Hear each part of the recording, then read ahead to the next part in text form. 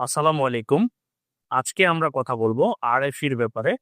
আরএফই হচ্ছে radio frequency engine, যার মাধ্যমে আমাদের মোবাইলের নেটওয়ার্ক সেকশনের কোন আইসিটি নষ্ট তা আমরা নির্ধারণ করতে পারি। বিগত দিনে আমরা এই এমসিইউ কে প্রোগ্রামিং এর মাধ্যমে আরএফই হিসেবে ব্যবহার করতাম, যা আমাদের এই এমসিইউ এর মধ্যে প্রোগ্রামিং এর মাধ্যমে আমরা করতে পারতাম। তো বর্তমান যারা F64 ইউজার আছেন, এই বক্সের ইউজারদের জন্য এটার মধ্যে বিল্ডিং দেওয়া হয়েছে। আমরা মাত্র ৪ টা লাইন কানেকশনের মাধ্যমে আমাদের কোন আইসিটি নষ্ট আছে বা কোন জায়গাটায় সমস্যা আছে, আমরা এটা বের করতে পারি। তো আপনারা যারা F64 বক্সটি ব্যবহার করেন, তারা এই আইএসপি অ্যাডপ্টারটা ব্যবহার করে থাকেন। তো আমরা সাধারণত নরমালি ইউজ করে থাকি এই সাইডটা হচ্ছে গিয়ে ইউএফএস এর জন্য, এবং এই পাশটা ব্যবহার করি হচ্ছে গিয়ে আমাদের ইএমএমসি আইএসপির জন্য। তো আমাদের এই অ্যাডপ্টারের পিছনে একটা আরেকটা পিন আউট আছে, যা আমরা হয়তোবা অনেকেই লক্ষ্য করিনি। এরকম এই যে পিন আউটটা দেওয়া আছে, এটা দেওয়া হয়েছে হচ্ছে আরএফইর জন্য, রেডিও ফ্রিকোয়েন্সি ইঞ্জিনের জন্য।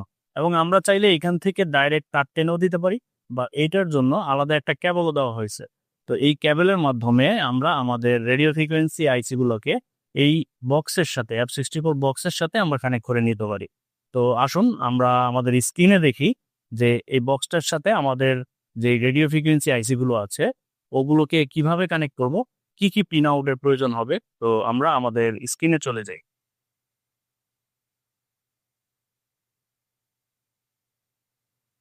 আমরা আমাদের F64 এর যে সফটওয়্যারটা, সেটা ওপেন করে নেই, এবং ওপেন হওয়ার পর আমাদের ডিভাইসটি কানেক্ট করতে হবে। আমি স্ক্রিনটা বড় করে নিচ্ছি। এটা বক্সটা কানেক্ট করলাম।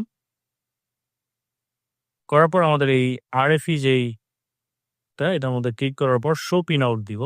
শো পিন আউট যদি আমরা দেই, সেই ক্ষেত্রে হচ্ছে গিয়ে আমাদের এই আমাদের যে অ্যাডপ্টারের যে পিন আউট গুলো, আমরা এই কেবলটাও ব্যবহার করতে পারি, ডিরেক্ট এখান থেকেও ঝালাই দিতে পারি।